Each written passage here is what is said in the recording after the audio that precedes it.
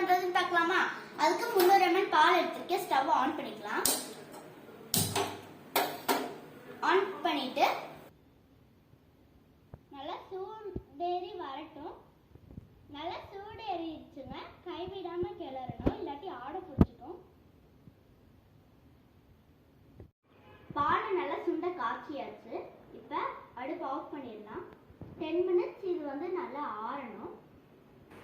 பாலை வந்து நல்லா வடிச்சு எடுத்துக்கோங்க. சர்க்கரை வந்து 4 ஸ்பூன் சேர்த்துக்கோங்க.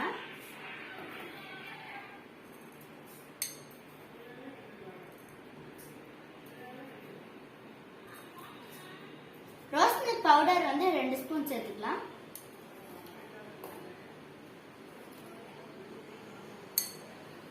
இதை வந்து நல்லா அடிச்சு எடுத்துக்கலாம்.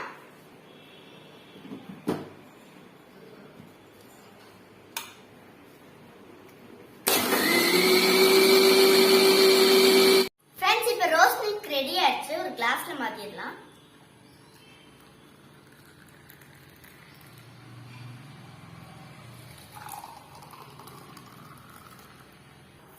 இப்ப வந்து ஐஸ் கியூப்ஸ் போட்டுக்கலாம்.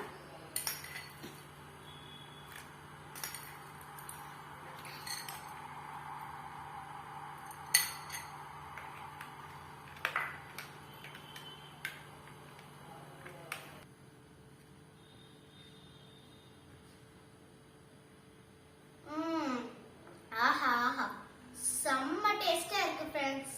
செம்ம டேஸ்டா இருக்கு. ரொம்ப சூப்பரா இருக்கு. Okay friends, bye by.